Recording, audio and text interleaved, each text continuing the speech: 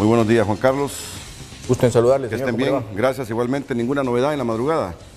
Bueno, continúan los saqueos, Renato. Saquearon esta madrugada una gasolinera, un centro comercial que queda ahí en una gasolinera. Boulevard Suyapa. En el Boulevard Suyapa de Tegucigalpa. ¿Qué gasolinera fue? La Puma. La Puma en el Boulevard Suyapa. A la altura de la hacienda. En la hacienda, la Sí. principal, si pudiera Hacia decir, el ¿se lado recuerda? de la Florencia, por decirlo así. Enfrente del puente a desnivel que va hacia la universidad. Sí. ¿Ya? En dirección Se ubica hacia Suyapa. la que está en una esquina. Sí. Y los agarraron a los muchachos. Ah, los capturaron. Los capturaron. Inmediatamente los guardias los capturaron. avisaron a la policía, llegaron y los capturaron. Aquí a los es, cuatro. esta es, mira. Sí, ya la identifico. Sí. Sí. ¿Y quiénes los capturaron? Los La cobras. policía militar. La policía Ya. militar. Ahí están las piedras con las cuales abrieron las puertas. Esta fue la única novedad en la madrugada. Sí. La fuerte novedad. 3 muchachos, perdón. 4. 4 muchachos, Renato. Muchachos, por no decirles hipotes. Por no decirles hipotes. Bueno, muchas gracias, Juan. Muchas gracias, Ana. Bueno, señor, gusto de saludarle. Que tengan un buen día. Dios le bendiga. Miren el panel que tengo esta mañana. Don Olvan Valladares, ex candidato presidencial que está en el extremo izquierdo del set. Buenos días, don Olvan. Bienvenido. Bien, Renato. Es un placer tenerlo aquí.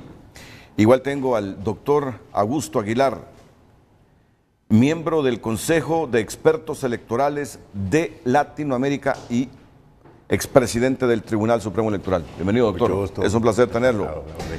Aquí, a mi lado derecho, tengo al comisionado de policía, ya está retirado, ¿verdad? Y abogado Danilo Orellana. ¿Qué tal? ¿Cómo está, Danilo? Mucho Placer. gusto. Bienvenido. Y también en el extremo derecho del set, el analista político económico, exdirector de la DEI, don Jorge Yescas Oliva. Don Jorge, bienvenido. Buenos días. Gracias, Renato. Es un Buenos placer días. tenerlo aquí. Bueno, que sea Cristian que les traslade el espíritu de este programa. Claro que antes vamos a estar ya analizando un problema que se resolvió, que fue la rebelión de los policías Cobras y Tigres por 24 horas. Un fenómeno inédito, porque yo siempre en los últimos años vi policías que se paraban por un rato reclamando incrementos salariales o el pago de salarios atrasados. Pero lo que vimos en esas 24 horas es algo inédito, que hay que sacarle provecho, que sea una lección para beneficio de los policías, para el beneficio de la institución y de la democracia hondureña. Pero que Cristian plantee en este momento lo que tenemos hoy como tema en Frente a Frente. Buenos días, Cristian. Muy buen día, Renato. Lo ve en pantalla usted. Ya no más tregua a los que impiden las reformas electorales. Las reformas electorales que tan necesarias son en este país, que no nos tendrían en el problema que estamos ahora. Para participar sobre este tema, ya sabe, @Frente a Frente HN Twitter, Frente a Frente HN Facebook y mensajitos al 4538. Sus mensajes van un poco más adelante en el programa. Ya no más tregua a los que impiden las reformas electorales, obviamente en Honduras. Renato. Sí, es contundente. Ya no seamos más permisivos. No seamos más permisivos tolerando ir cada 4 años en medio de la confusión a los procesos electorales. Y hoy se tendrán que plantar el guante a algunos políticos que parece que caminan en el aire cuando no tiene problemas el país. Así parecen. Cuando se les pregunta sobre reformas electorales a diputados, a presidentes de ese Congreso, parece que caminan en el aire, que son intocables, que la Biblia es lo que ellos piensan, dicen y deciden. Esa gente es corresponsable de la desgracia que hemos padecido en los últimos días. Aquí, buena parte de la clase política debería asumir su corresponsabilidad en esto que nos ha pasado y que debe ser una gran lección. Tampoco debo venir yo y reconozco y me hago la autocrítica con pedantería, a acusar y a señalar, ¿verdad? Pero se me salió el indio en este momento, ¿verdad? Cuando veo las declaraciones de algunos dirigentes políticos mientras están en el poder, pedantes, soberbios, autosuficientes. Pero la verdad que hay que dejar de señalar, de acusar y entrar a una faceta ya más de diálogo, pero un diálogo propositivo, pero además tajante. Si alguien se plantó el guante con lo que yo dije, por favor, que me disculpe. Pero yo soy uno de los hondureños que pienso que ya no hay que darle más tregua a este asunto de las reformas electorales. Ese va a ser el tema fundamental hoy.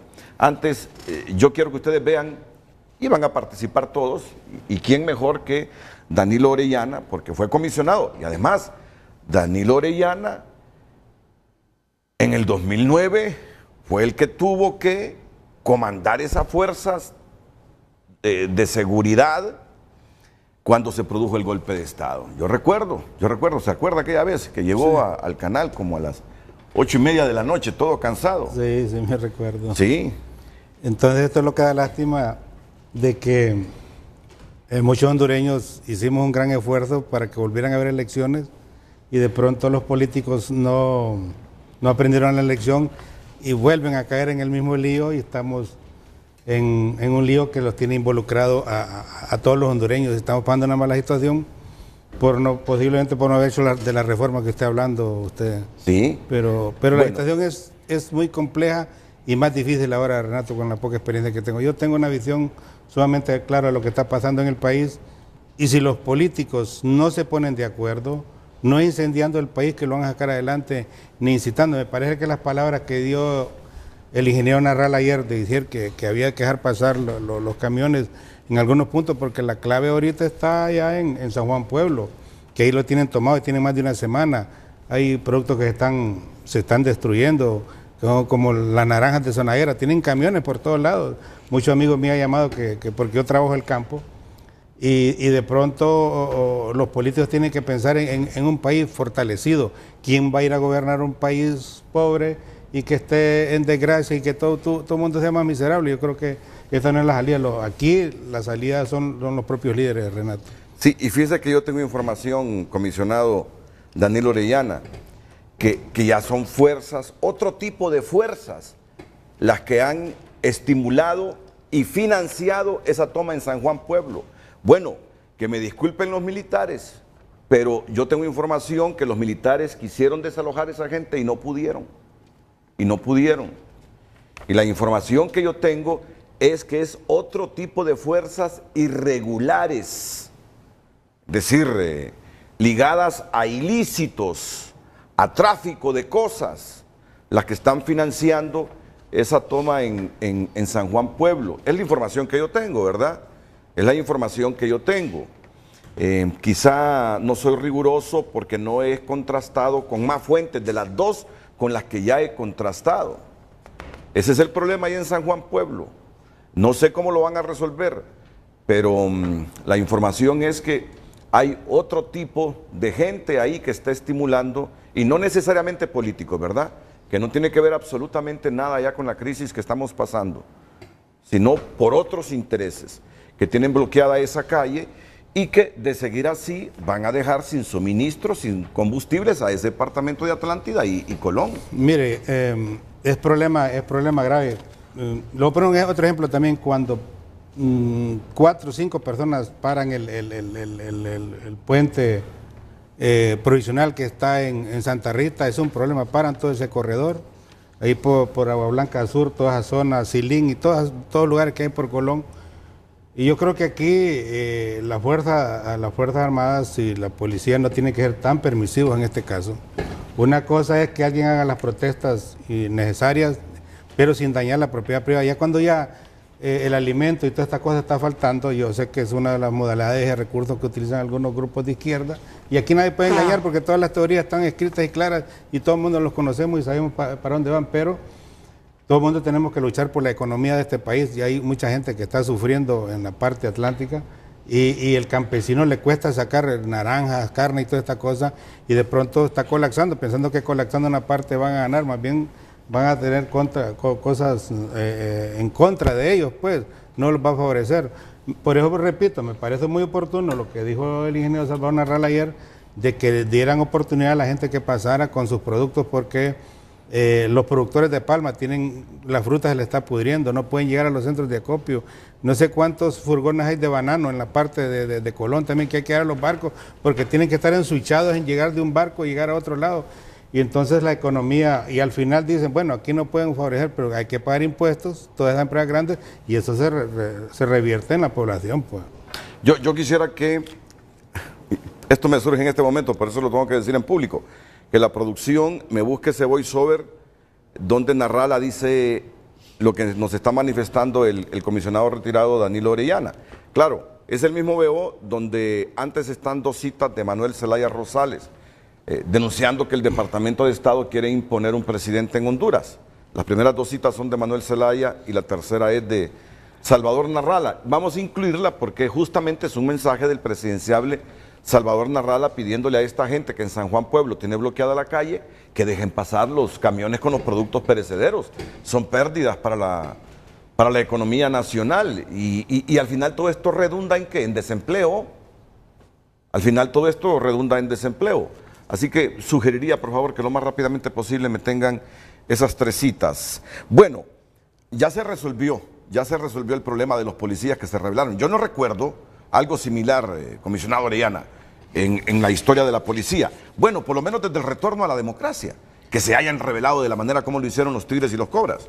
Eso hay que tomarlo, hay que enfocarlo en varios puntos. Uno, que al haber que hay quitado la cúpula no quedó sin liderazgo. Ese problema, en mis tiempos simplemente hubiera ido el director de la policía a poner orden, o el ministro, pero ninguno de los dos fue. Entonces indica que ninguno de los dos son líderes. El líder es seguido por la gente porque hace buena labor. Ejemplo, usted es el director de este centro, como usted hace una buena labor, todos los muchachos que están aquí lo siguen y lo atienden, porque no porque usted lo fortalece, porque la empresa les paga su sueldo, pero es porque usted hace buenas acciones. Cuando el líder hace una cosa buena y el subalterno está atrás, tenga la plena convicción de que lo va a seguir. Ahí faltó falta de liderazgo, falta de control y ahí el presidente no tendrá que tener una medida. Yo en mi caso, se lo digo, yo me vuelvo hasta el ministro. Bueno, el presidente lo admitió ayer que hubo falta de comunicación, que no atendieron a tiempo las quejas de los policías. Cuando algo se daña dentro de una estructura, inmediatamente hay que controlarlo. Pero ya hubo un levantamiento de policías antes, Renato. ¿Cuándo, don Jorge? Lo que pasa es que esto se hace en una situación de conflictividad. Pero usted debe recordar que ahí en Casamata se levantaron los policías por cuestiones de... ¿verdad? Por cuestiones de sueldo. Lo que pasa es que ahorita me parece que no es idóneo de una estructura organizada, armada, de que anden como medio apoyando un partido. Eso no puede ser. Si alguien tiene su orientación a algo, no es que decirlo porque ellos son la parte neutral de orden. Si ya tiene sus sentimientos, pues quite el uniforme y apóyelo en su tiempo libre. Pero aquí hubieron algunas cosas que sí afectan y quiero entenderlo. Uno, los policías al interior se sienten que han usurpado sus propias funciones, los militares, porque el presidente lo ha ido orientando. En ese sentido, de pronto les ponen un ministro militar y les ponen un viceministro civil, entonces en esos casos debían de poner gente que fue policía, que estuvo con ellos, y de pronto les fueron usurpando las funciones. Ellos se han sentido dañados, me imagino, claro. Y les metieron como 40 o 50 días sin salir, y de pronto, ojo que hay que poner atención en algo también, que yo creo que eso tiene que ver mucho. Ahorita que no sé cuántos muertos van, creo que van 11, y me recuerdo que la crisis anterior solo hubieron 3 muertos, uno que fue en Alauca, que hay sus dudas ahí, uno que murió en el aeropuerto, que fue por un disparo muy rápido, y un profesor ahí que lo mató alguien que vendía lichas en el mercado durante 6-7 meses. Y ahorita solo llevamos como 15 días de las elecciones y hay 11 muertos y una gran cantidad de heridos. Eso póngale atención. Indica porque andan fuerzas que andan con armas de guerra afuera. Los militares andan haciendo trabajo, pero no están especializados en eso. Entonces de pronto creo que los policías se sienten como usurpados en esta cosa. Esa es mi apreciación la que estoy haciendo, porque conozco bien la institución policial, pero ahí lo que faltó es falta de liderazgo, falta de orden, alguien que, eso hay inspectorías y hay seguimiento, y entonces como que al salir alguna parte de la cúpula, cuando nosotros nos fuimos, se fue mucha gente muy buena, que nos retiramos, porque nosotros pusimos el retiro, pues, y ahorita... Yo estoy de acuerdo en lo que hizo la comisión de reestructuración de la policía, pero han causado un gran daño porque han votado un montón de oficiales muy buenos, que yo los conozco, y se fueron a rajatabla, ni revisaron uno por uno los expedientes, y hay otros que sí había que sacarlos porque eran delincuentes, y lo voy a contar. Yo una vez le dije a un director, mire, aquí está este muchacho, Celaya, que es uno del último extradictado, y digo el nombre, y este fregado anda con este y con este, y anda con los grupos haciendo. El director me dijo, no hombre, no pongas eso. Al final me cuenta que el director está metido en el rollo también, ¿me entiende? Es como cuando yo iba a caja presidencial en algunas cosas y miraba al hijo del hombre ahí, anterior, y ya sabía que estaba en el rollo, que depende de la información que usted tenga, Renato, y que sepa dónde anda caminando. Pero estos pasos que hicieron de la reestructuración, yo creo que causaron un gran daño y de pronto quitaron una gente que tenía el conocimiento dentro de la policía, entonces quedaron los mandos intermedios y no tienen la suficiente experiencia. Lo de la policía es de experiencia y conocimiento. Oígame, yo tuve 35 años en la policía, entonces cualquier cosa que ocurre, yo tengo el conocimiento y sé. En ese caso de los policías es falta de liderazgo y falta de control. Falta de control, yo así se lo digo. En una institución no puede haber unas cosas que se subleven. Hay que hablar, hay que escucharle las necesidades a ellos y hay que trasladarlos al mando superior para poder solventar o subsanar el error o lo que se esté cometiendo ahí. Sí, porque yo creo que aquí todos debemos admitir que todos nos sorprendimos que un comando de la policía en medio de la crisis se sublevara. Aquí realmente todos nos sentimos sorprendidos. Y quiero decirle una cosa, Renato. ¿Y por qué conozco bien esa institución? Porque cuando yo me gradué, yo estuve 2 años en los Cobras. Y a uno lo forman ahí para andar tirando de helicópteros, francotiradores, gente de rescate de rehenes, gente muy especializada. Yo me acuerdo cuando era subteniente que estuve ahí. Y esa es la parte élite de la policía. Y esa hay que tenerle miedo. Un grupo de eso no es cualquiera que lo va a ir a sacar. Ni tampoco que hay que echarle los militares. No, nada así. Con el diálogo, uno de los muchachos que estuvo ahí me llamó, yo estoy fuera de la institución, entonces les dije yo, miren, háganse acompañar de los organismos de derechos humanos porque eso está malo. Entonces llamaron a alguna gente de los derechos humanos ahí, no sé cómo lo manejaron porque yo paso en mis cosas, y de pronto me alegro que ha solucionado eso, pero ellos tienen que andar manteniendo el orden público. Indica que en la currícula del Instituto Superior y de la Escuela de Formación que tienen ahora, ITP, no sé cómo se llama, habrá que verificar eso para que no vuelva a ocurrir. Eso no puede ocurrir. Una gente lo puede tomar como que esta institución le mandó un mensaje a alguien. Eso lo pueden interpretar también, o lo pueden interpretar por falta de control, pero ahí el ministro y el director de la policía tienen que manejar eso, porque eso lo hubieran ido a manejar eso. Y le voy a decir una cosa. Yo me recuerdo cuando era el director de los centros penales, y en San Pedro Sula hubo una revuelta de los reos y decapitaron al coordinador y como 5 ahí en San Pedro Sula. Yo era el director del llamado. Yo me metí al centro penal y platiqué como con 2,000 presos y les dije, ¿qué es lo que quieren? Ese es el liderazgo. Entonces tú te vas y que agarre el control y para que sepan que uno tiene la institucionalidad. En este caso no, hubieran ido ahí. Y disculpen que sea así, pero las cosas hay que decirlas tal como son. Y tienen que tomar las medidas ahí, no sancionando a los muchachos, no, que hay que ver la currícula, qué es lo que falló ahí, Renato. Algunos interpretan que como se ha estado reestructurando la policía y hay nuevos policías, que estos ya están reflejando lo que debe ser una policía comunitaria, que Argulló no quiere reprimir a la población que se manifiesta pacíficamente. ¿Cabe esa valoración? Es que hay que entenderlo, Renato. Mire, ve. Hay que darle el conocimiento al policía, pero el policía no tiene que ser un cobarde tampoco. El policía tiene que actuar cuando están irrumpiendo el orden público. Esa es su función, proteger la propiedad privada y proteger el ser supremo de una sociedad que es el ser humano. Ahí estamos claros. Tiene que hacerlo, pero no tampoco tiene que ser permisivo ni meterse en cosas políticas. Si cuando se sale, pues hágase político, haga lo que quiera, pero mientras tanto usted tiene que proteger y tiene que hacer su trabajo. Eso se vieron mal y eso está malo. Me alegro por los muchachos que han salido bien sin mandar, trataron de mandar un mensaje y adquirieron lo que tenían que adquirir, pero eso indica que algo está fallando dentro de la Secretaría de Seguridad y algo está fallando dentro de la policía. Lo digo claro yo, pueden haber gente que muchas se ofenda, pero estoy diciendo la verdad. Y aquí no van a pagar nada, no, que lo que hay que hacer es cambiar y reestructurar y ponerle atención a estas unidades, porque eso no se miró muy bien. Yo sé que un grupo se alegró y otro grupo no, pero ellos tienen que hacer su trabajo. Dura la ley y tienen que aplicarla.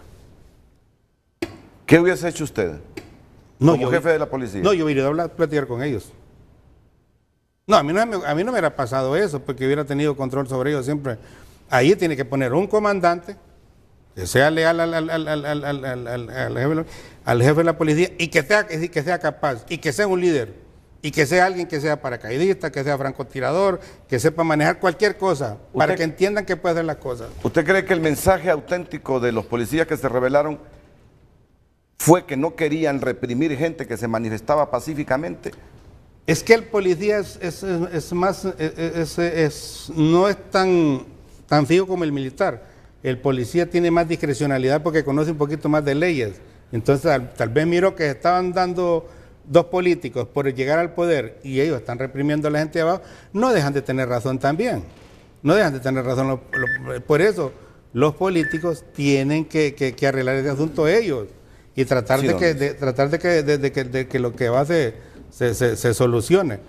Algo hay de eso, pero había que estudiar bien eso y había que analizarlo bien. Porque también usted dice, pudo haber sido un mensaje enviado desde esos policías a la cúpula policial. Pues, ¿de que no están conformes? Sí, que no están conformes. Hay alguna inconformidad ahí y eso no puede suceder en una sociedad y en una organización de esta, porque eso para un servicio es permanente. No es que alguien lo va a infiltrar políticamente para O, B causa. Yo creo que esto había que analizarlo y estudiarlo muy bien. Hay recelos, hay inconformidad por el trato que se le da a esta policía nacional, civil, en relación a la policía militar del orden público. Posiblemente. ¿Cree que parte del malestar y el mensaje realmente que se ha enviado es ese? Pues había que analizarlo, Renato, pero yo creo que ahí hay un mensaje en el fondo. Y esto tiene que verlo en las autoridades para que esto no se le vaya de la mano. Principalmente en esta situación que se puede desembocar el país si los líderes no se ponen de acuerdo. Yo le digo una cosa. Yo he visto la situación del país peor que el 2009. Y yo manejé todo lo del 2009. Ahora miro otros elementos que hay y miro que si los líderes no se ponen de acuerdo, este país lo pueden al cabo. Mire, ahí solo casi están 50 y 50, a excepción del grupo de los liberales, que son como 500,000, que están chocando. Si alguien eligen al presidente Juan Orlando Hernández, hay un gran lío. Por eso los del tribunal que han perdido credibilidad, le digo porque yo soy político, yo soy un hombre pero sí soy analista. Si los del tribunal electoral no hacen un veredicto claro, porque ya perdieron la credibilidad, cada vez que habla el presidente todo el mundo ya está hablando de bregado, que es mentira, entonces ya perdieron credibilidad. Pero no, ojo con la institucionalidad, porque sea como sea, tenemos que proteger la institucionalidad. Ahora, todo lo que hagan y todo el recuento que hagan, tienen que serlo clarificado, porque el que perdió, perdió, y que sepan que perdió. Pero tienen que hacerlo muy claro, ya no con cosas y escondrijos, no, que tengan muy claro, para que la gente sepa que perdió. Si no, se les va del control. Ahora, Danilo, lo otro que circula, ¿cree usted que los policías o algunos policías reestructurados hayan empujado a los policías Cobras y los otros, los Tigres, a la rebelión? Se lo pregunto porque usted sabe que todo eso se ha manifestado en esta revuelta que hicieron los policías. ¿Cree usted que estén atrás policías reestructurados? Puede ser que haya una posibilidad. Hay una posibilidad. Mire, el Estado pierde una gran cantidad de factor humano muy especializado. Recuerde que quitaron a rajatabla. Ahí se fueron abogados, francotiradores, gente especialista en explosivos, que están ahí, que lo sacaron. Y el Estado no tiene capacidad de hacer un seguimiento para eso. Los policías, yo una vez encontré en el IPM, porque andaba haciendo un trabajo ahí, y encontré como 4 o 5 policías, y buenas, y enojados. Mira que nos sacaron esto y tanto importante. Entonces yo les dije, miren, cualquier cosa que hicieron, ya lo sancionaron, ya están afuera, ustedes son buenos, pero no hicimos nada. Pero no vayan a tomar una actitud negativa contra alguien o contra otra persona porque les van a dar la razón a ellos. No, entonces la gente se fue calmando y cada quien se ha dedicado a sus cosas, pero no sé si alguien los asesoró, les dijo alguna cosa, pero ese es un motivo de que al interior el Estado tiene que tomar muy en cuenta en eso. Yo creo que el actual presidente, no crea que no dejó pensar, ayer lo miré en televisión y con una grande ojera y con anteojos. Yo soy policía y yo trato de que mire a una persona, yo la analizo de punta a punta. Y ya lo miré muy inconforme, pero creo que fue por esto de los policías. Quiero que miremos este video, el saqueo que se produjo en la gasolinera en la madrugada de hoy. Miren ustedes, y luego vamos a recapitular con Danilo Orellana para luego ya entrar al tema del debate electoral. Danilo se va a quedar aquí también porque es abogado. Miren cómo se produjo el saqueo de anoche en esa gasolinera. ¿Ya van saliendo o van a ingresar? Ya van saliendo. Ya van saliendo de la gasolinera. Y ya luego van a ver que se regresan. Ahí va uno con un plasma, se lo robaron en la gasolinera Puma esta madrugada. Ese hombre hoy ya va a ver los partidos de fútbol de la Liga Nacional en plasma. Es de vandalismo. Renato. Eso es vandalismo, sí. Capturaron, ¿verdad? Eso es vandalismo. Están capturados, me dicen mis compañeros. Están capturados, 3 de ellos. Y se regresan, miren. Ahora, Danilo, no, usted que conoce muy bien cómo reacciona la policía en conflictos como este que tenemos ahora, prácticamente muchos lugares de la ciudad o de las ciudades quedan así, sin protección, ¿no? Porque es difícil como tener 1 o 2 policías en lugares donde están la mayor parte de negocios. Pero aquí el jefe de operaciones de la policía o el jefe de la policía metropolitana tiene que ver cuáles son los puntos más conflictivos, orientar patrullaje y el 911, conectarlo con el 911, que es el que tiene cámara, para llegar en apresto a 4 o 5 minutos. Usted va a Estados Unidos si usted no mira patrullas, pero que ocurra un hecho, a ver si al ratito no hay 4 o 5 patrullas, porque a través del 911, yo creo que todavía el 911 no lo han, es que lo ampliaron para otras cosas el 911, pero el 911 prácticamente la función principal al principio solo es de cosas policiales, ahora le han puesto un montón de cosas, pero es el Estado que lo hizo. Ahora, de repente por eso capturaron a 3, por esas cámaras también. Claro, por eso, sí. por la cámara, solo que como hay que hacerle un seguimiento, pero ahorita los que están operando el 911 tienen que estar muy seguidos. Estas cámaras son del 911. Sí. Este video, por lo que estoy viendo, es del 911. Sí. Quiere decir... no, es de una persona que estaba cerca y lo tomó. No es cámara del 911, me dicen. Sí. Pero la gente del 911 ahorita tiene que estar muy apresto en las instituciones del Estado, con puntos conflictivos, tienen que estarlo monitoreando las 24 horas, estando revisando. Usted hace acercamiento con cámaras esas y le mira el rostro, pues, sí. y los imprime y inmediatamente lo manda a los policías para capturas, pues. Con la tecnología ahora es sumamente fácil. Realmente. Ahora, le pediría que me recapitulara todo lo que me ha dicho, por favor. ¿Qué significa para usted la rebelión de los tigres y cobras en esas 24 horas, que concluyó ayer con una serie de beneficios que el Estado les ha otorgado y que ellos venían exigiendo por las condiciones en que viven? Porque realmente los policías viven en condiciones infrahumanas, sí. Eso ya lo sabemos, sí. Realmente es indigno cómo viven y ojalá que el Estado a partir de esto invierta en que vivan en mejores condiciones. Pero en resumen, ¿qué valoración tiene usted de todo esto ocurrido? Es que hubo una sobrecarga de trabajo, me imagino yo. Y de pronto estaban pidiendo algún fin de semana o ir a ver a los familiares y de pronto por un lío político que ellos lo miran así, entonces lo llevó a esto. Yo creo que, pero también la policía y las Fuerzas Armadas tienen puntos de control donde hay un encargado de este grupo y otro encargado y otro y entonces hay un canal para solicitar los permisos de esto. Falta de control del comandante de los cobras que está en este momento, de los oficiales y del propio director, porque el director de la policía tiene que andar en todos los lugares, visitar cualquier comando, ir a ver, principalmente esa unidad. Ahí falta el liderazgo y control, Renato.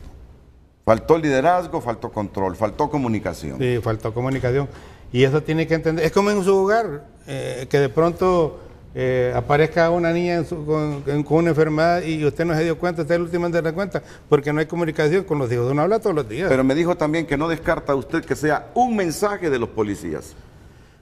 Podría ser, cabe un mensaje que estén mandando a la sociedad y estén mandando a la cúpula política también puede ser. ¿Y a la sociedad qué tipo de mensaje le puede enviar la policía? Usted que lo conoce bien. A la sociedad indica que son seres humanos, pues, que están ahí y que de pronto tiene su corazoncito. Puede estar mandando un mensaje y hay que prestarle atención a esto, también a las Fuerzas Armadas, no solo a la policía. Esto puede ser una pequeña cosa que va saliendo por ahí. ¿Y a la cúpula política qué mensaje?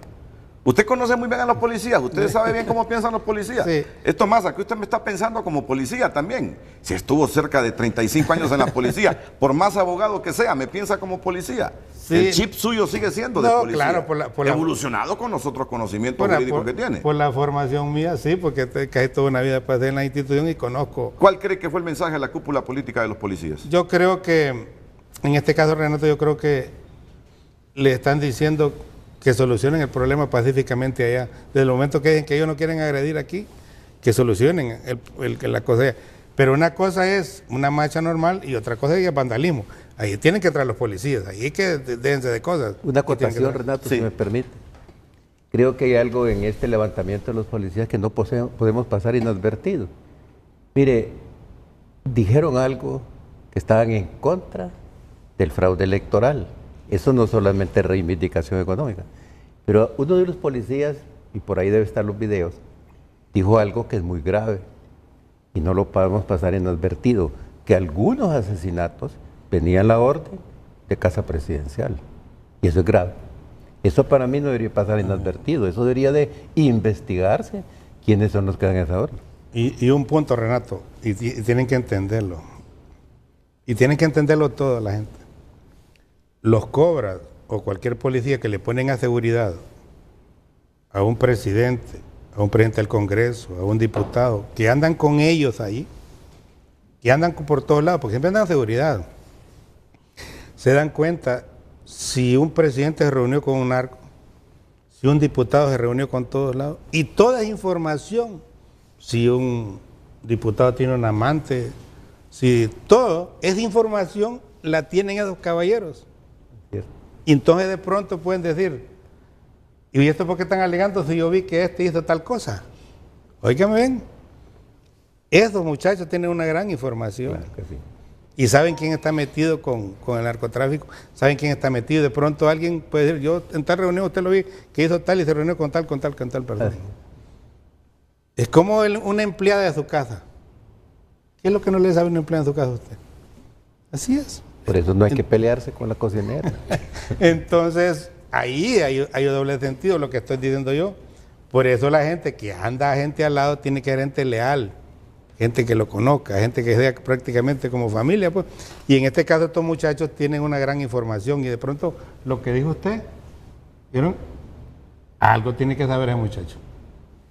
Algo tiene que saber. Entonces hay que tomar esto y tomarlo con calma. Ahora hay que caerle a este grupo y platicar con ellos y orientarlos y volverlos al carril del trabajo. Pero esto, yo durante todo en la policía, sí hubieron algunas cositas, algunos conatos por cosas de sueldo, pero aquí entro en la parte política. Es de usted. Yo le he entendido que también usted me ha dicho, más allá de que sabe de los problemas no logísticos, sino de los problemas, de las condiciones de vida en que viven los policías, que esa sublevación en una crisis política como la actual, no es bueno. No es bueno. Hay una enfermedad ahí entonces. No es bueno. No es bueno. Ahí le está mandando algunos mensajes que no es bueno. Por eso yo dije al principio, en una crisis el presidente tiene que tener gente idónea, en puestos idóneos. Usted no puede poner a alguien en cosas de seguridad, a alguien solo porque es amigo suyo. O alguien porque es diputado y sabe. No. Usted tiene que poner una persona que sepa en los puntos de seguridad. Ministros de seguridad, jefe de las Fuerzas Armadas, esos lugares. Gente que sepa, que tenga conocimiento, que usted se basa en qué este señor va a entrar. No por cosas, compadre, usted no va a ir a poner un administrador de un ministro de salud. Por eso digo yo que ahí los presidentes o los que quepan tienen que tener personas idóneas en lugares idóneos y que sepan de lo que se está hablando. Me dice que más allá del argumento de ellos de que no quieren reprimir manifestaciones pacíficas, más allá de eso, hay más mensajes. Y quizás los mensajes más contundentes. Sí, hay mensajes subliminales ahí. 3 líneas. Muchas gracias. Él es abogado, fue o es comisionado en retiro de la policía, se va a quedar aquí con nosotros, pero ahora viene el otro tema. El otro tema para los que están invitados, Jorge Yescas Oliva, Olva Valladares, Augusto Aguilar. Ya lo decía Cristian Nájera hace algunos minutos, no más tolerancia, no más permisividad con esos políticos que no quieren reformas electorales. Porque en medio de la confusión electoral, en medio de este adefesio que tenemos, miren ustedes las crisis que surgen, miren la crisis que surgen. Este es el tema de hoy. Este es el tema de hoy en Frente a Frente, después de la pausa. Consultas de saldo en cuentas de ahorro y préstamos, transferencia entre cuentas de ahorro y entre afiliados, pago de servicios, compra de recargas. Elga Móvil. El reporte del tráfico fue presentado por Cooperativa Elga, la cooperativa de Honduras. Aquí el doctor Augusto Aguilar me pide unos segunditos para complementar el tema del que hablábamos hace algunos minutos aquí en Frente a Frente. Doctor.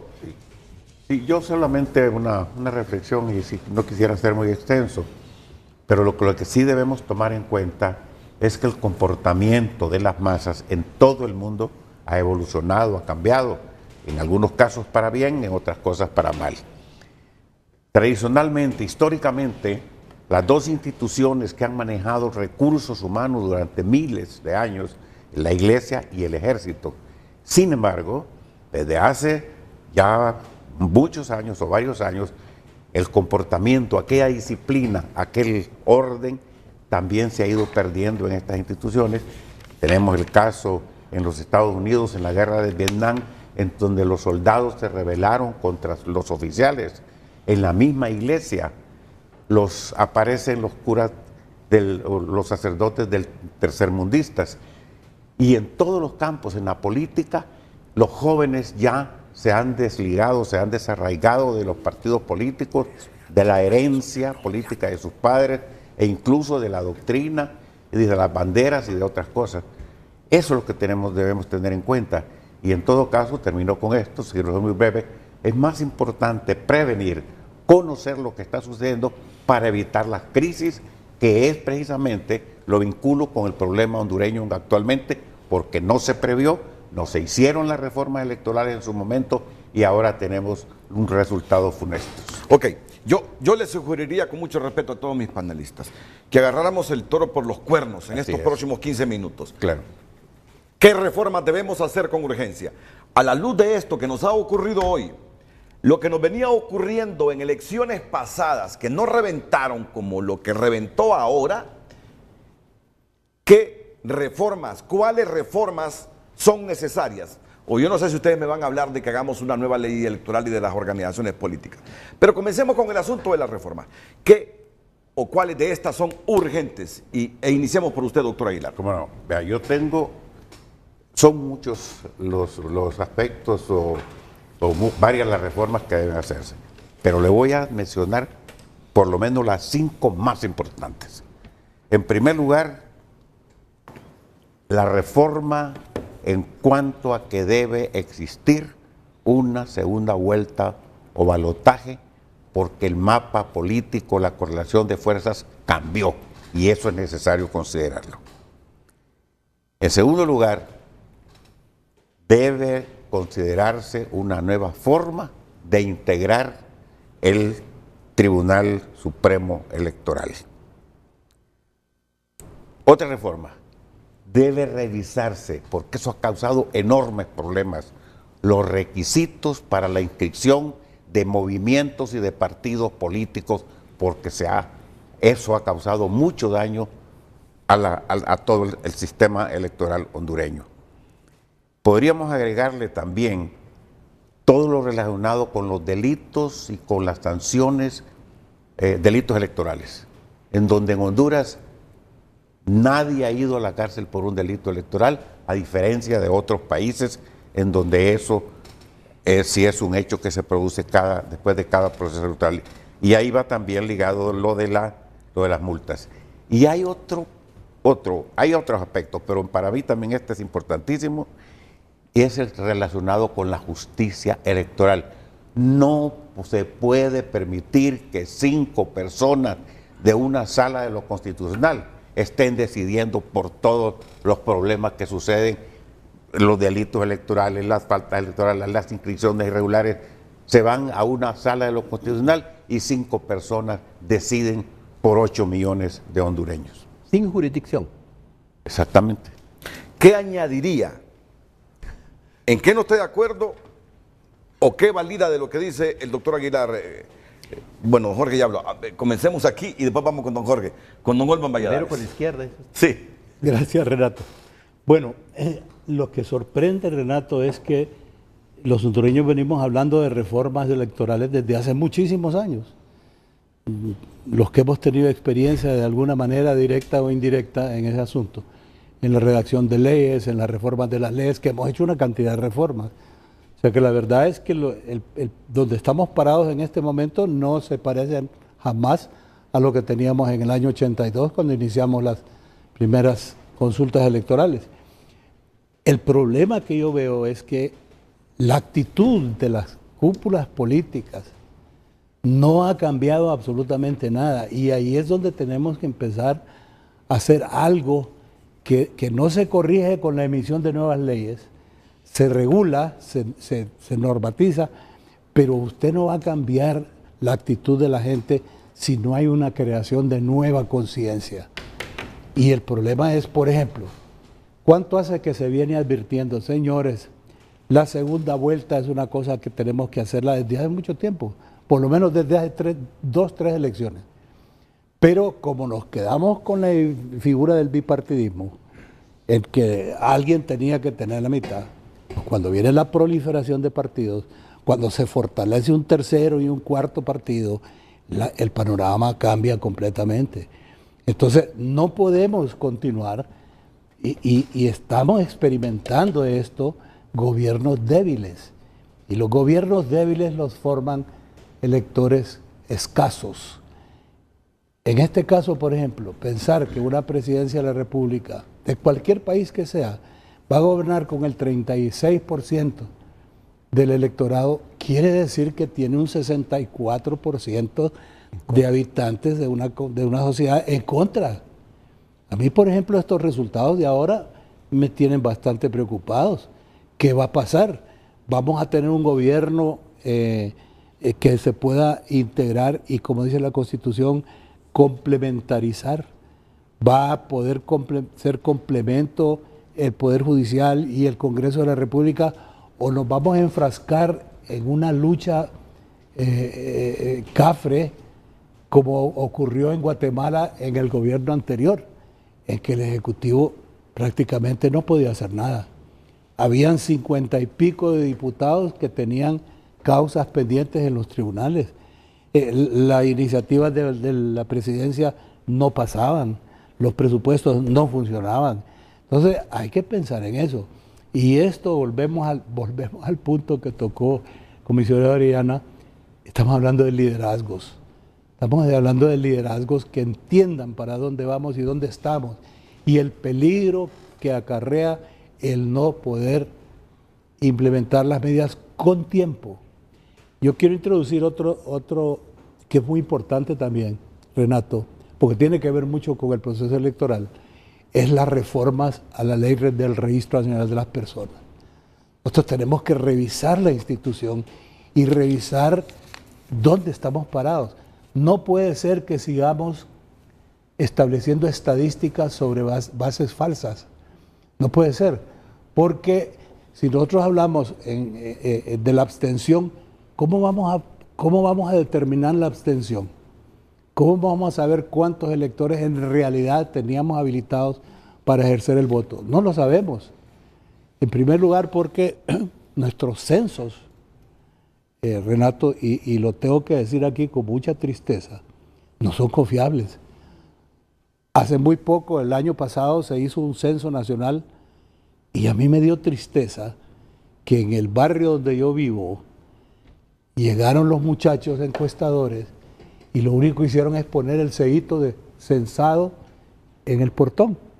Pero a nadie le preguntaron cuántas personas vivían ahí, ni qué hacían, ni qué profesión o no profesión tenían. Entonces no puede ser que tengamos un proceso que es tan importante para el proceso electoral y que lo tengamos debilitado. Mire que le voy a hacer una observación. ¿Cómo no vamos a tener que revisar el procedimiento de la emisión de tarjetas de identidad? En este momento, si usted le pregunta al Registro Nacional de las Personas cuántas tarjetas quedaron pendientes de entrega, ahorita mismo en este proceso eleccionario, miles de tarjetas. ¿Cuánto es el costo por tarjeta? Esas tarjetas, seguramente, las personas que las pidieron no las van a ir a reclamar, porque ya pasó la fiebre de la elección. Y de repente son personas que van muy poco a los bancos y lo que sea. Pero entonces, ¿cómo es posible que ese costo, que hemos venido hablando del alto costo de la emisión de una tarjeta nueva y de la revisión de un sistema nuevo, si sumamos toda la cantidad de tarjetas que anualmente se quedan engavetadas y de repente a lo mejor se destruyen, porque no tenemos un mecanismo para forzar a las personas a que recojan sus documentos. Entonces, esto no es tan sencillo como parece.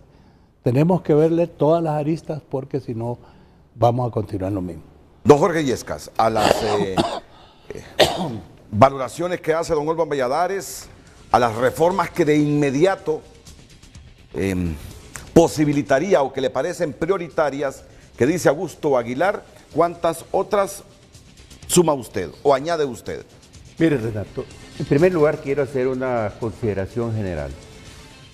Frente a esta conflictividad en que vive nuestro país, me da la impresión que hemos regresado al siglo XIX. Al estilo de elecciones Honduras.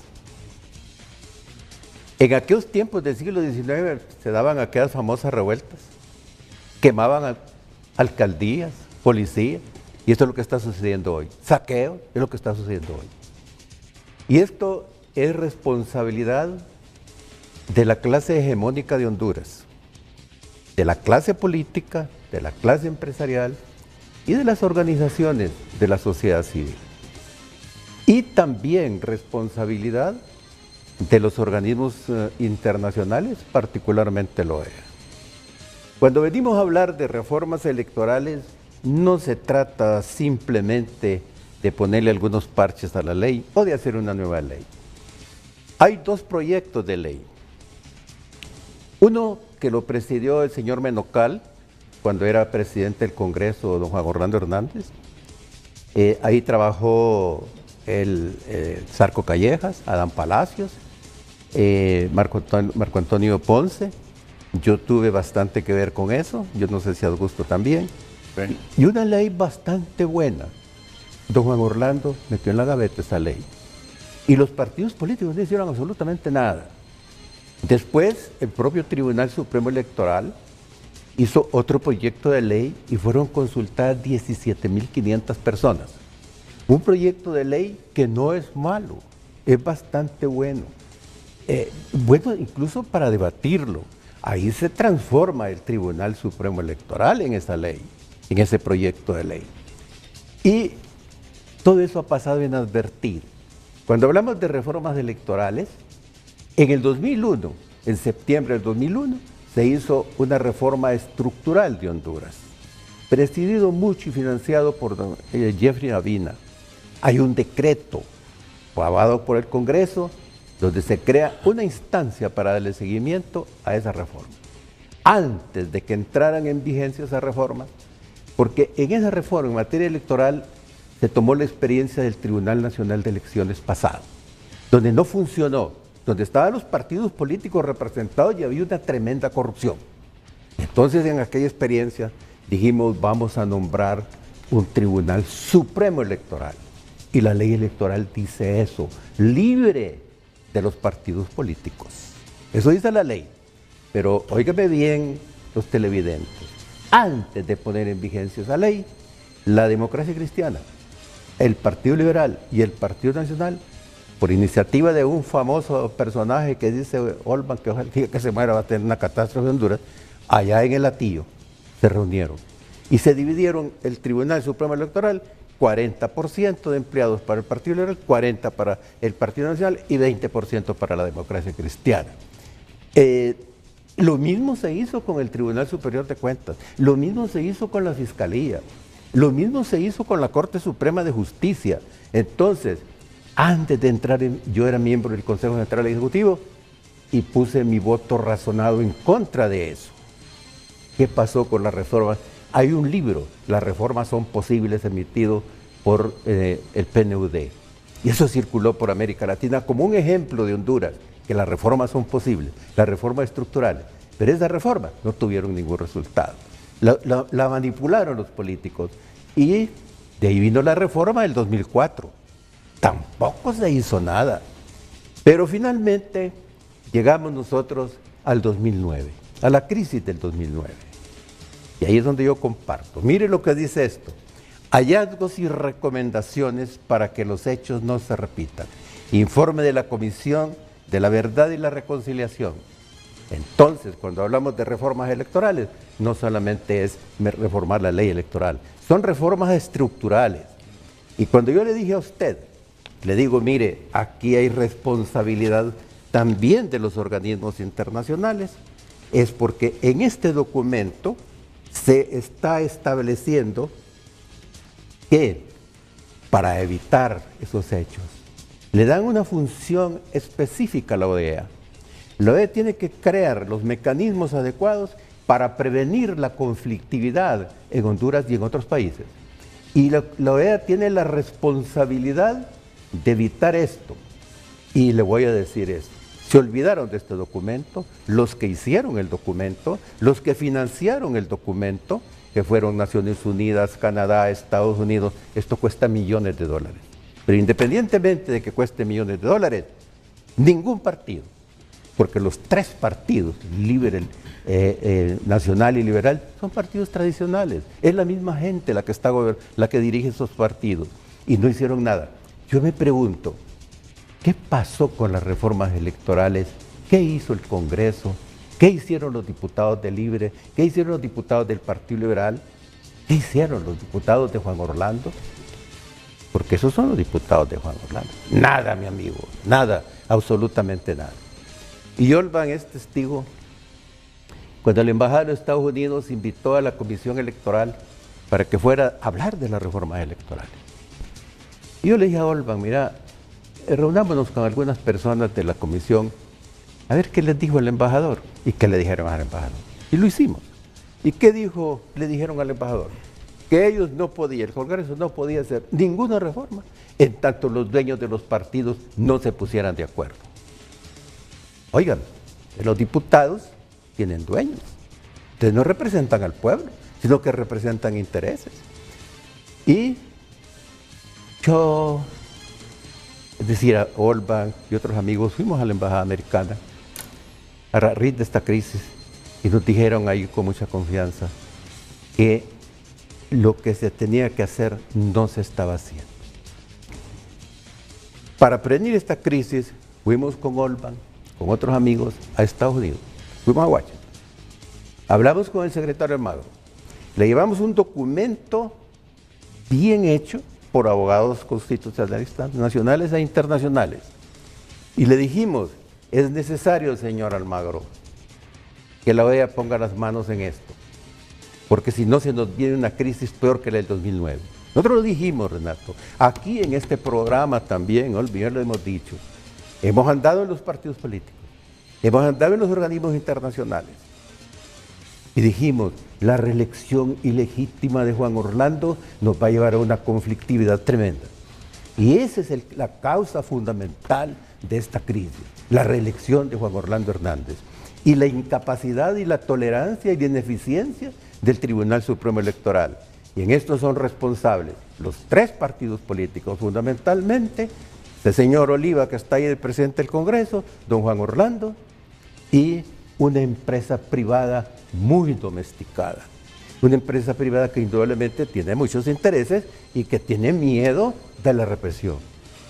Entonces, estamos hoy frente a una situación terrible, con un país dividido en dos partes. Aquí hay 1.400.000 de Juan, aquí hay 1.400.000 de Salvador Narrala. Es Salvador Narrala. Entonces, pues, un país dividido. Y hay cerca de 2 millones de abstención. Óigame al gusto. Son 6.150.000, pero quítele 1.300.000 de los que están en el exilio económico y de los muertos que reconoce el propio tribunal. Entonces quedan 4.800.000. Y no han votado 1.800.000. Entonces tenemos un país dividido en 3 partes, en los que están en contra de esta situación y los 2 partidos que se han llevado la mayor parte. ¿Y por culpa de quién? El responsable fundamental, repito, se llama Juan Orlando Hernández por insistir en su reelección. Ilegítimo. Y la responsabilidad de los organismos internacionales, que aquí tienen sus atribuciones, sus recomendaciones, lo tiraron a basura. No hay nadie que haya cumplido con eso. Entonces venimos a hablar ahora que la causante es la ley. Óigame, la ley no es causante de nada. La causa son los irresponsables políticos y los que mandan en este país. Esos son los responsables. Y cuando yo veo, es un pueblo indignado el que tenemos. Y cuando hay esos saqueos, yo no los justifico, pero los explico. Porque esos saqueos son producto de la indignación que tiene este pueblo, mancillado, atropellado 1000 veces por la clase política. Entonces hoy este pueblo se rebela. Y eso es normal en todas partes del mundo. El lumpen, cuando hay estas crisis, hace los saqueos. Pero yo he visto con las cacerolas a la gente humilde y a la gente rica, a la clase media. A la clase media terriblemente golpeada por las reformas tributarias del gobierno Juan Orlando Hernández. La clase media se ha reducido en un 2%. ¿No se va a revelar la clase media? ¿No se va a revelar la gente pobre que se ha incrementado en 67%? Entonces, no son las reformas electorales nada más las que hay que hacer. Es una reforma estructural. Es una reforma del sistema como se elige la Corte Suprema de Justicia, que se la dividen los políticos por intereses económicos. Es una reforma a la Fiscalía. Eso no puede continuar así. Nada nos va a servir a nosotros seguir hablando de reformas electorales y que hay que dar segunda vuelta. ¿Para qué? Hay que hacer una reforma estructural. Y aquí es donde hay que llamar al pueblo para que tome en sus manos lo que se debe hacer. Y quiero señalar, hemos estado hablando, nosotros pertenecemos a unas organizaciones de los que estamos aquí con Olvan Valladares. Hemos llegado a una conclusión. Este proceso ya no tiene solución. Estas elecciones hay que anularlas. Hay que ir a un nuevo proceso electoral. Si se impone Juan Orlando, es un gobierno débil, nacional e internacionalmente. Va a ser un gobierno represivo, señores de la empresa privada. Va a ser un gobierno ilegítimo de facto. Si gana don Salvador Narrala, también va a ser un problema, así como estamos. Entonces, para solventar esto, le voy a decir, habría que anular todo el proceso electoral. Pero para no complicar la situación, nosotros proponemos que haya nuevas elecciones en el nivel presidencial y que esas nuevas elecciones vayan presididas de un pacto para el desarrollo económico y social de Honduras. En el grupo de diálogo de ciudadanía activa al cual pertenezco y se han gastado millones de lempiras en el PNUD. Ahí tenemos propuestas concretas para un pacto nacional. En el grupo de diálogo proponente de un pacto fiscal que hoy preside Julio Raudales, también financiado por Holanda, por Naciones Unidas, por el INSEFI, hemos presentado un documento para el diálogo y don Juan Orlando no lo ha oído, pero tampoco la clase política ha hecho suyo esto. Entonces, Renato, y pueblo que me escucha y me ve,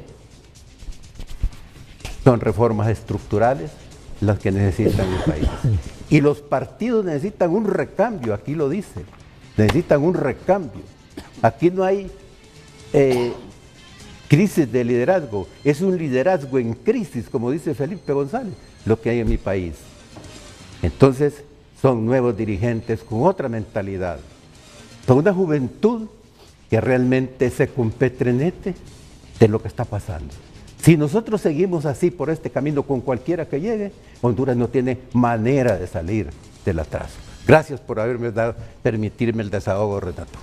La pausa comercial, retornamos con Olvan Valladares, con don Augusto Aguilar, con Danilo Orellana y este moderador, si nos deja Jorge Yescas Oliva.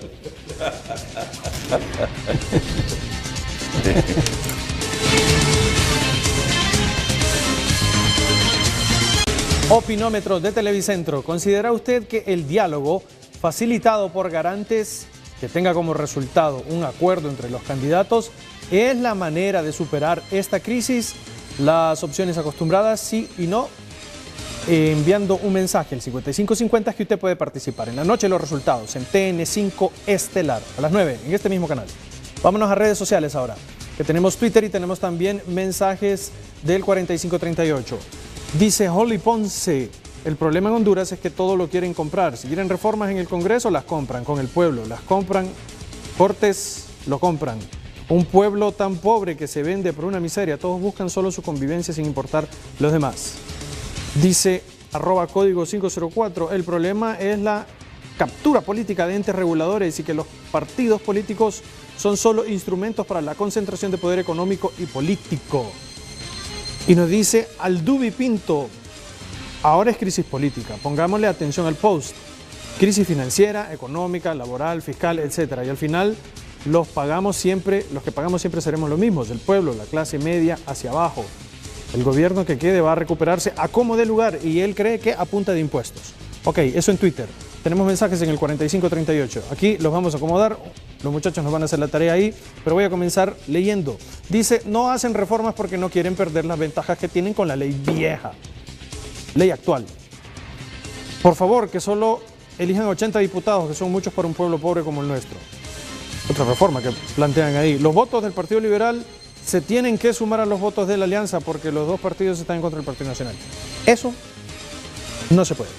Pero bueno, así opina la gente en redes sociales y también mensajitos al 4538, Renato. Muy bien. Después de las reformas estructurales que nos recuerda aquí que deben hacerse don Jorge Yescas y que tiene toda la razón y que será motivo de muchos debates y ojalá que sean debates y que los escuchen los que toman decisiones en el país. Vamos a concentrarnos en las reformas electorales sin mandarle este recadito a don Jorge Quiroga, el jefe de la misión de observación electoral de la OEA, para que se lo traslade a don Luis Almagro.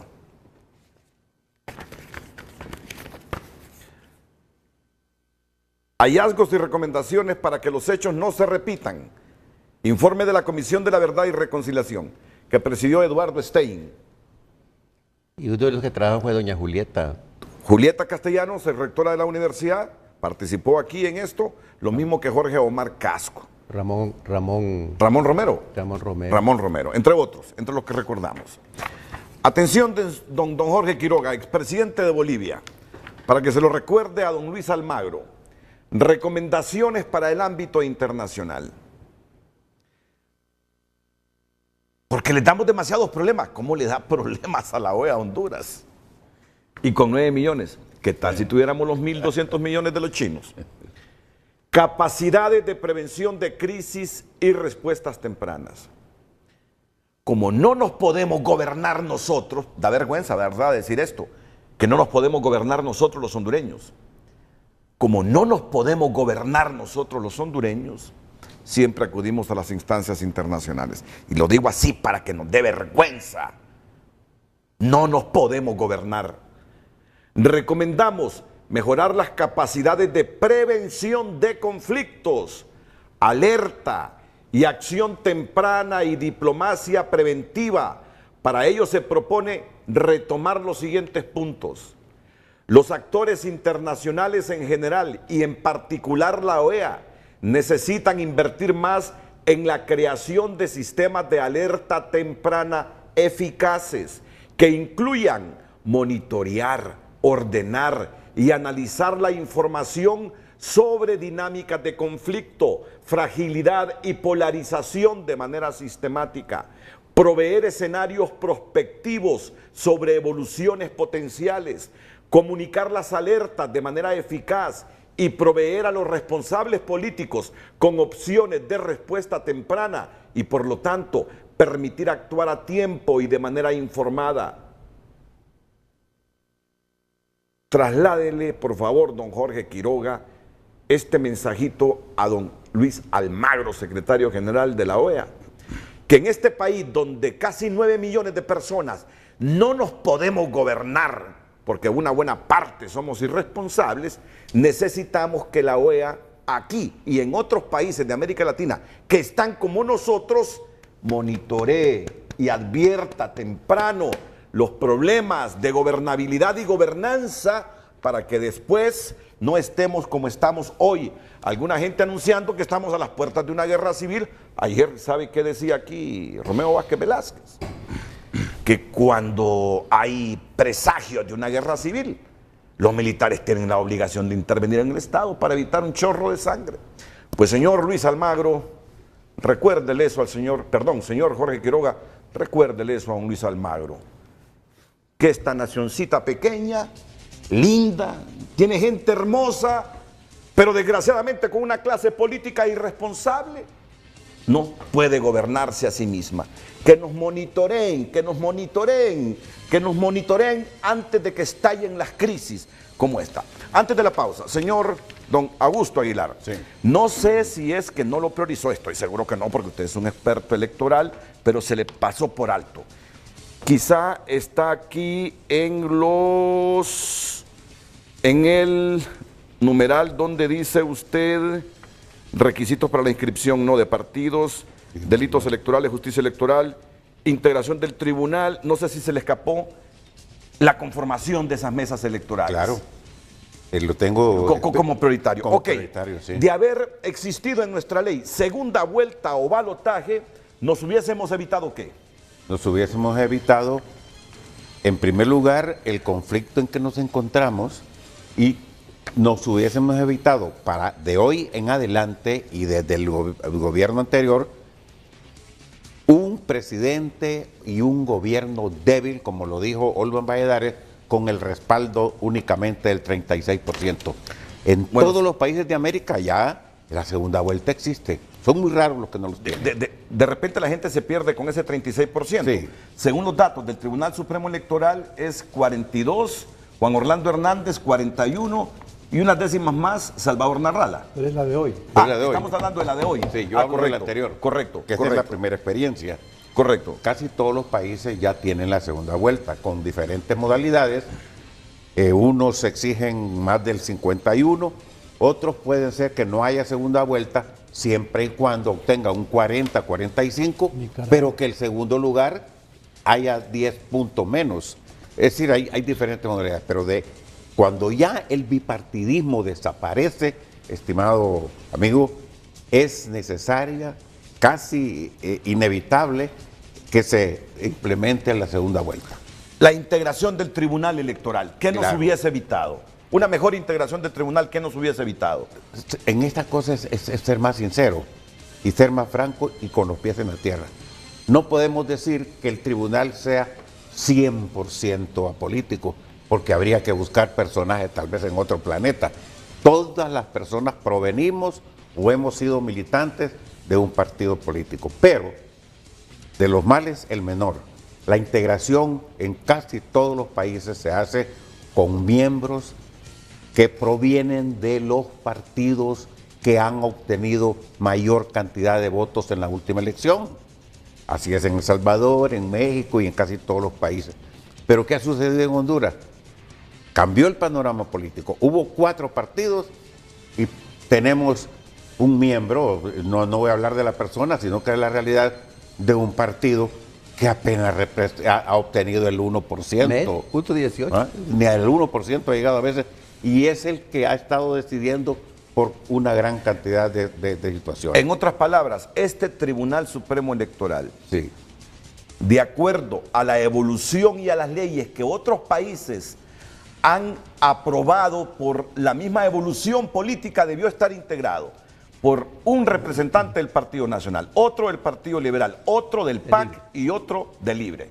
Así debió quedar. Y uno más, para que no sea par. Sí. Podría haber sido propuesto por la empresa privada o por la Corte Suprema o por los trabajadores o por cualquier organismo que sea, digamos, representativo de la nacionalidad. Pero hay Augusto, perdóneme, Sí, sí. Renato. Mire, sí hay experiencia en otros países, Claro. pero por ejemplo, usted conoce bien el sistema de República Dominicana. Claro. ¿Cómo está integrado? El sistema peruano, Sí. que me parece muy bueno, hay porque otras los formas. partidos políticos tienen su representación en la administración del proceso electoral, Claro. pero hay un tribunal supremo electoral que es donde se dirimen los problemas. Y estos miembros sí pueden ser miembros de partidos, pero tienen que escogerse que sean personas independientes, que Claro. no sean militantes. El asunto está en la selección de estos individuos. Jorge Illescas, A Jorge mí me Illescas. parece muy bien. Si es que hace poco tuvimos este debate, cuando la conformación de la ley de los comisionados, de la ley de política limpia, aquí vamos a nombrar a gente independiente. Claro. Hace poco tuvimos este debate. Sí. ¿Qué hicieron los partidos? Buscar a sus afines para ¿Qué hizo la ponerlos. sociedad civil? Nada. ¿Y qué hicieron los ¿Qué organismos hizo, internacionales? qué hizo el pueblo Nada. en general, diga? Nada. No hicimos nada. Ok. Ahora miren, aquellos que critican, aquí sí lo dijimos. Óigame, Estamos Renato, nadando en la misma agua. Con esa conformación de la comisión y con el respeto a los tres, ¿verdad? Porque yo conozco, a Germán lo conozco desde hace 4 décadas. A Franco es colega mío. Y al abogado fiscal, a mí me dice la gente que lo conoce que es un profesional a carta cabal. Pero están ahí para defender los intereses de los tres partidos. ojo, Y ese debate fue hace 4 meses. mire usted, la ley de política limpia dice que por cada comisionado deben haber 3 propuestos. Entonces son los primeros 9 de donde deben salir esas propuestas. Entonces, ¿qué pasó? El señor, el abogado que está ahí por el Partido Nacional, sacó 86%.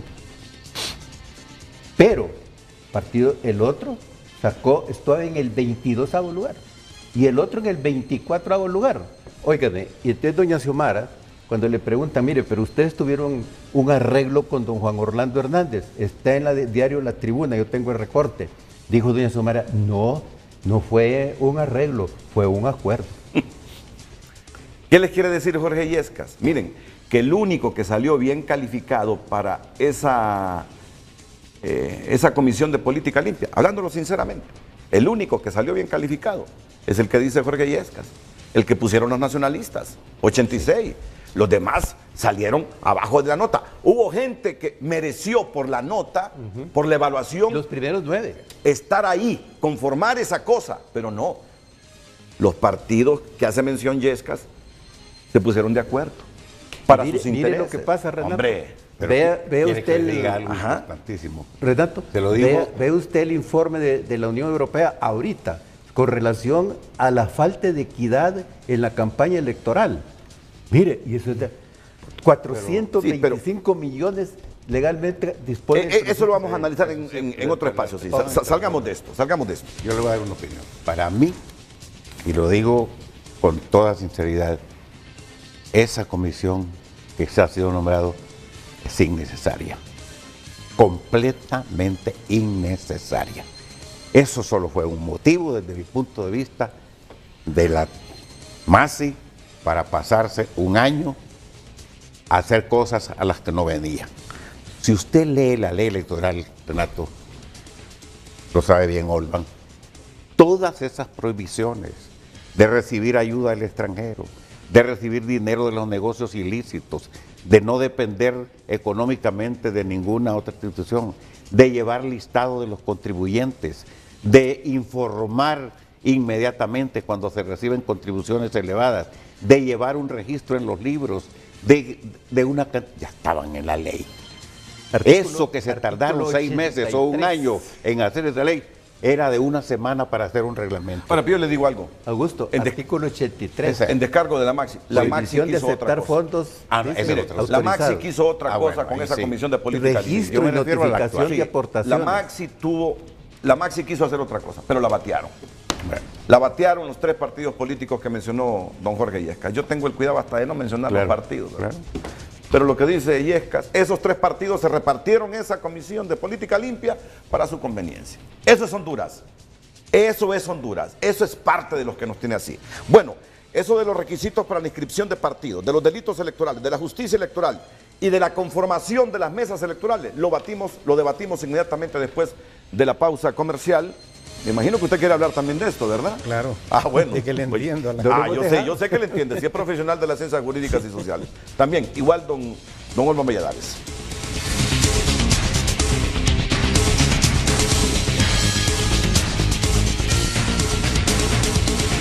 Ahora, ya los militares intervinieron y desalojaron a la gente que se tenía tomada la carretera a la altura de San Juan Pueblo. Mire, sirvió su presencia aquí hoy, ¿eh? Por lo menos la información. Por la información, sí. Sí, me alegro Sí. porque ya los productos van caminando para los lugares. Ya los militares se hicieron cargo de apartar a la gente de la calle a la altura de San Juan Pueblo. Ya los productos perecederos pueden pasar hacia esos departamentos de Atlántida, Colón, y desde esos lugares también para el resto del país. Y sobre todo desde esos lugares para el resto del país. Los lugares producen naranja, leche. Colón tiene capacidad de pagarle comida a todo Centroamérica. Los huevos de Sí. San Pedro Sula estaban a 150 Sí, caros. lempiras en cartón. Miren lo que dice Danilo Orellana, y es cierto, Colón tiene capacidad para darle leche a toda Centroamérica. Colón- Yo no sé por qué vivimos en pobreza con los departamentos ricos que Colón tenemos. tiene Por la los que nos han gobernado, Renato. Pues, esa es la explicación. Y un pueblo conformista. Colón tiene su mayoría las mejores tierras de Honduras. Claro. Miren, porque nos hemos atrasado con la pausa. Inmediatamente que vengamos de esta pausa, requisitos para la inscripción de partidos políticos. Ya no hay que andar con contemplaciones también con la inscripción de partidos. Y hay un problema estructural que cuando usted hablaba, recordaba. ¿No creen ustedes que desde el nacimiento de los candidatos a cargos de elección popular comienza el problema? ¿Por qué yo, fulano de tal, digo yo quiero ser presidente de Honduras? Yo trabajo en un medio de comunicación, me mira toda la gente. Miren, yo les digo algo. Hace 8 años, yo salgo de un frente a frente, estábamos en el edificio de abajo, y llega un señor conocido de Colón. Cuando me dijeron, Renato, te busca alguien, yo bajé del frente a frente y lo fui a recibir. Renato, me dice, hay un grupo de personas que quieren que usted sea presidente. Aquí están 10 millones de lempiras para que usted inicie una campaña y viaje por el país a regalar cosas y a contactarse con la gente. Estábamos a una cuadra de Bacredomática, ya en el edificio de Televicentro, el histórico. Si usted quiere, en 1 hora está depositado ese dinero en Bacredomatic, 10 millones de lempiras, para que usted haga uso de ellos hace 8 años y se meta a política. ¿Qué tal? Que por ambición, por vanidad. Porque hay gente que piensa, 10 millones, invierto 2 y me quedo con 8 y ahí hago mi vida. No, hombre, le digo, mira, para comenzar yo no sé ni de dónde vienen esos 10 millones. No, yo no estoy interesado en este momento. Pero hay otros que no piensan así. Agarran los 10 millones, se lanzan a política y luego comienzan a seleccionar de dedo a los candidatos a cargos de elección popular, a los alcaldes. ¿Qué democracia es esa? Que yo nombro a los cargos de elección popular para que la gente vote por lo que yo pienso. Ajá, ¿y qué tal que sea un candidato con asociaciones, con grupos ilícitos? Y que después esos grupos ilícitos que lo financian le nombren los candidatos a diputados y alcaldes. ¿No creen ustedes que desde ahí comienza la perturbación, la perversión y lo juco de nuestra democracia? Desde que yo me invento un movimiento interno, me lo inscriben y después ese movimiento interno lo hago participar en primarias y de ahí surgen los candidatos a cargos de elección popular. Pero ahorita le ofrecieron también la candidatura a los alcaldes. Correcto, y no la acepté, pero probablemente la próxima vez sí la acepte. Voy a la pausa comercial y retorno.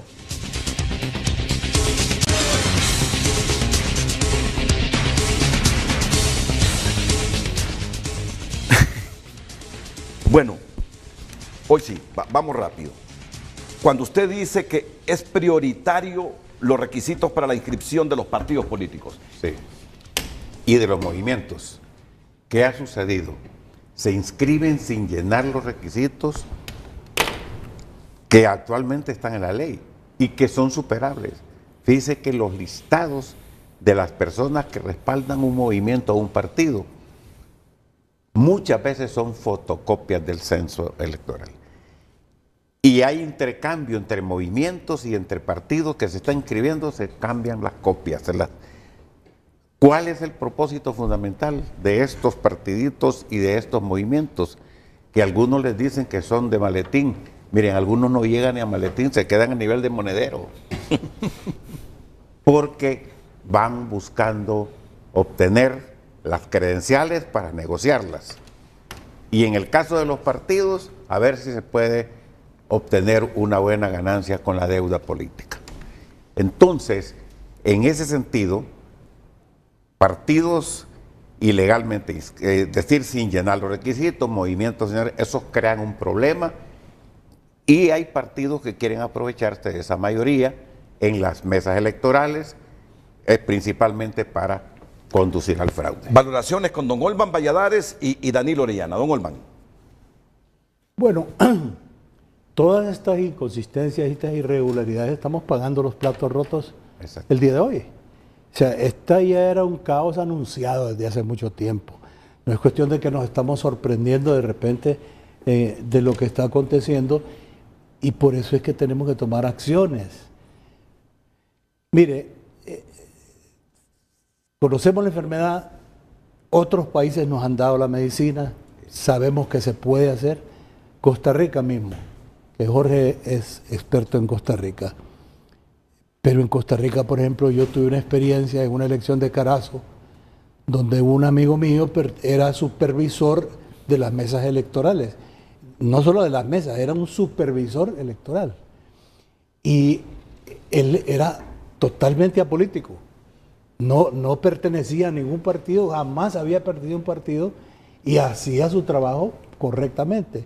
Recuerdo, a raíz de lo que acaba de acontecer con un grupo musical que le fue prohibido aquí la entrada, me contó este amigo mío que en Costa Rica, para una campaña, contrataron a un conjunto musical norteamericano y estaban ahí en el rally lo fueron a bajar, él lo fue a bajar al conjunto y le dijo: la ley es taxativa, prohíbe la participación de extranjeros en el proceso electoral de Costa Rica.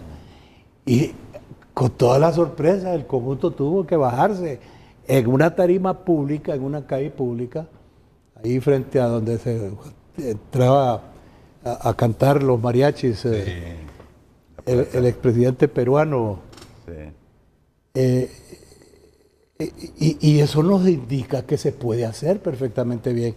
Mire, los muchachos universitarios, que estoy seguro que en todas partes, ahora que hay universidad en muchas partes del país, perfectamente se tendrían el voluntariado. Ahora hay que pagar. Antes en las elecciones uno era un voluntario el que iba a las mesas y desempeñaba su labor. Hoy no. Y si usted no tiene para pagar, porque lo que el tribunal da para la comida, hay que sacar 500 lempiras más para...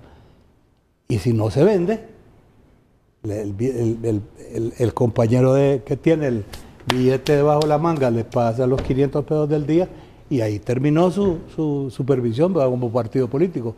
Entonces estas cosas tienen que verse con mucho detenimiento y medir las consecuencias para poder tomar las medidas correctivas a tiempo. Así es, y evitar esto que nos sucede hoy. Danilo Orellana. No, a partir del 2009 que hubo una crisis, yo de verdad, dentro del marco de mi ignorancia, pensé que iban a solucionar esto.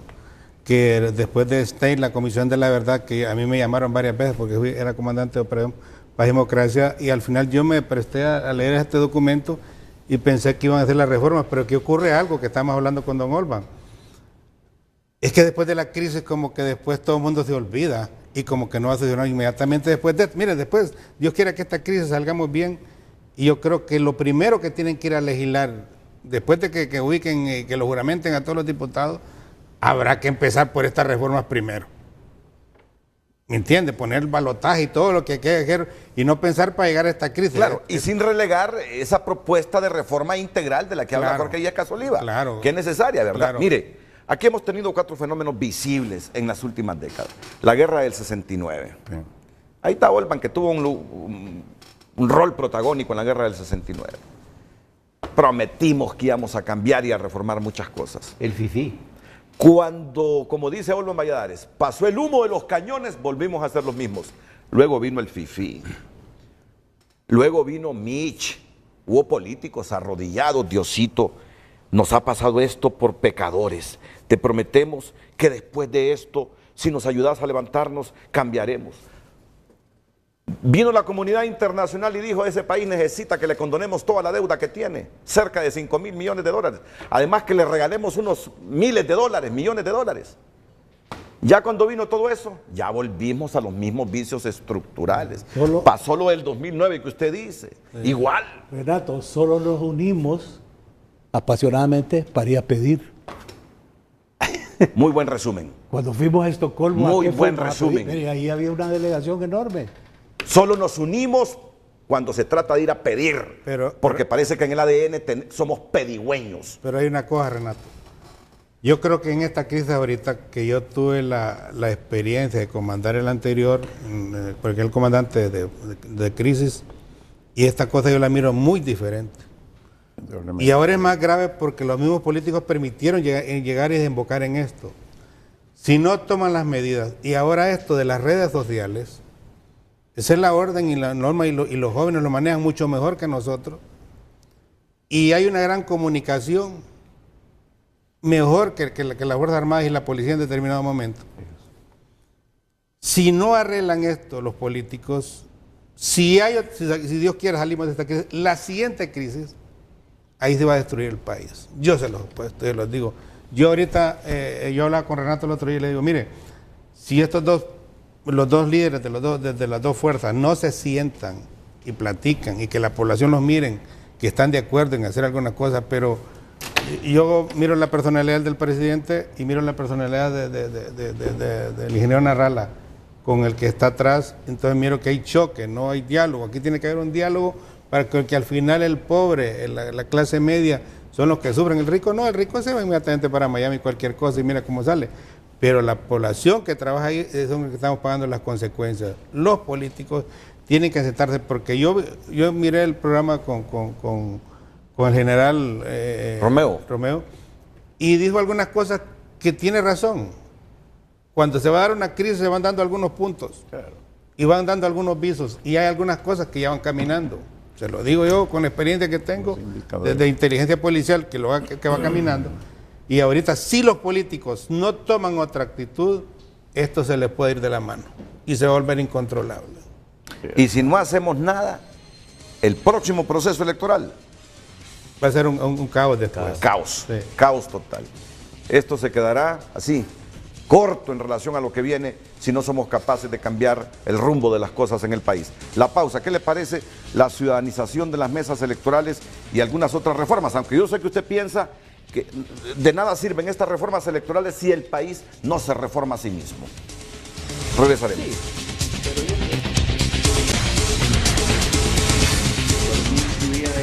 Ese asunto de la conformación de las mesas electorales, que ese es otro problema que históricamente hemos tenido como problema estructural. ¿Qué piensa, don Jorge? Yo considero que si los miembros de mesa son seleccionados al azar por el propio tribunal y debidamente capacitados, con disposiciones muy precisas, que en ese momento están en la mesa, son funcionarios del gobierno, con su juramentación, con sus penalidades, yo creo que esto mejoraría bastante. Voy a decirle lo siguiente.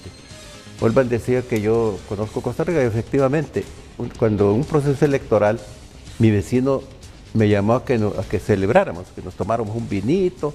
¿Y qué pasó, Carlos?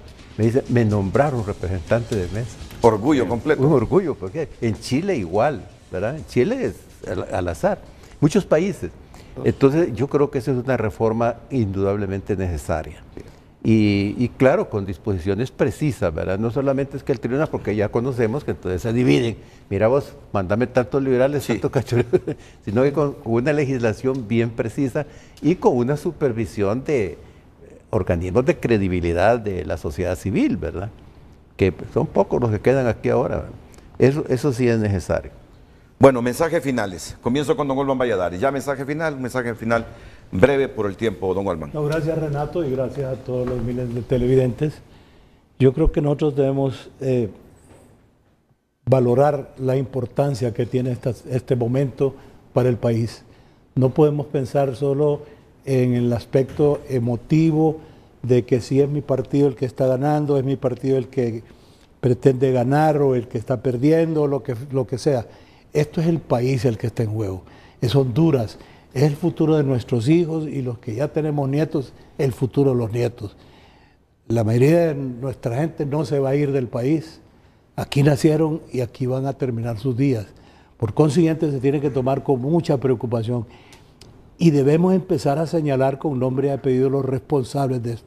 El problema en Honduras es que el pueblo le ha dado un mandado, ha enviado a la pulpería a los políticos a comprar y jamás nos ha pedido el vuelto. Es lo que hace cualquier ama de casa, manda a la muchacha trabajadora, anda a traer tal cosa y lo primero que hace es cuánto gastaste, hacemos el vuelto. Pero a nosotros se nos ha dado para carreteras, se nos ha dado para educación, para salud, y nadie nos ha fiscalizado y nos ha pedido el vuelto. Por eso es que se dan precisamente estos abusos de los recursos del Estado, se dan estos enfrentamientos que lo único que traen es odio entre la clase hondureña y mucho cuidado que el odio no es un buen caldo de cultivo. Miren lo que está pasando en Medio Oriente y ha pasado en Medio Oriente por cientos de años, donde ahí, por una diferencia conceptual religiosa, se meten el machete, se matan. Eso es lo que puede llegar a una sociedad sin ser pesimista y sin ser alarmista, sí, pero a muy largo plazo, a mediano plazo, nos puede pasar que nos anarquicemos. Y yo digo que nos africanicemos. Y cuando un país se africaniza, ¿qué es lo que ocurre? La comunidad internacional les hace las trancas y dice no podemos. Ocurrió en Chad, en Etiopía, en una cantidad de Mauritania, en todo un montón de países que se cansaron los países europeos de sostenerlos. Sí. Y a nosotros un día de estos se nos van a cansar del todo de estarnos sosteniendo. Y ahora con Trump ese camino todavía es más fácil porque Trump es de los que piensa, y lo que voy a decir, palabras inéditas, lo dijo Trump en campaña. Dice, yo, en ese conflicto de Siria, dejen los que se maten y después cuando se hayan matado entramos nosotros, para que no arriesguemos nuestra fuerza. Justamente lo que está diciendo usted. Ahora con Trump es más fácil que se aplique esa teoría suya. Dejen que se maten esos jodidos hondureños, ya la rayan cada 4 años en problemas, déjenlos. Y ahí ahora, esa teoría también la manejan políticos. Del patio. ¿Cómo se llama la teoría esta marxista-leninista? La teoría del caos. Sí. La del conflicto. Que del conflicto, que de las cenizas, que de la sangre, surgen nuevos estados. O los anarquistas también. Sí. Imagínense. Los anarquistas. O los anarquistas. Unos 15 segundos, don Augusto, disculpe. No, yo creo que estamos viviendo una crisis y el principal factor o elemento que ha contribuido a que esto suceda es la inscripción ilegal del señor presidente de la República cuando la Constitución, que todavía está vigente, se lo prohíbe.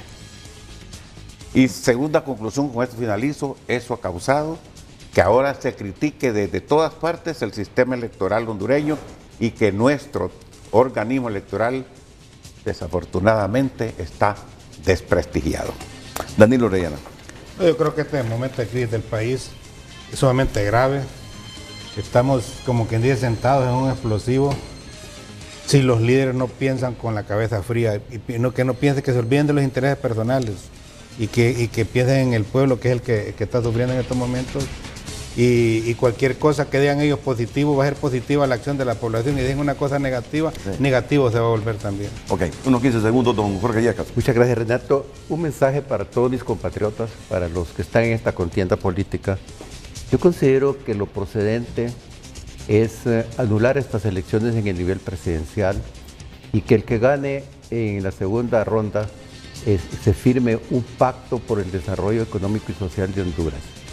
Ojo, no comparto lo que dicen algunos organismos internacionales, que se haga un pacto con el que gane, no es con el que gane así en estas elecciones, porque ya Naciones Unidas hizo un pacto con el que ganó, que era don Juan Orlando Hernández, para las reformas legales y no las cumplió.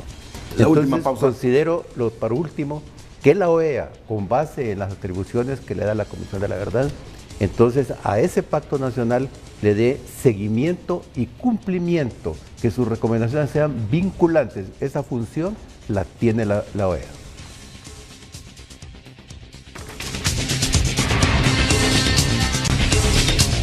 Sigan con nuestra programación las mañanas del 5 a continuación en la pantalla líder de Honduras. Buenos días.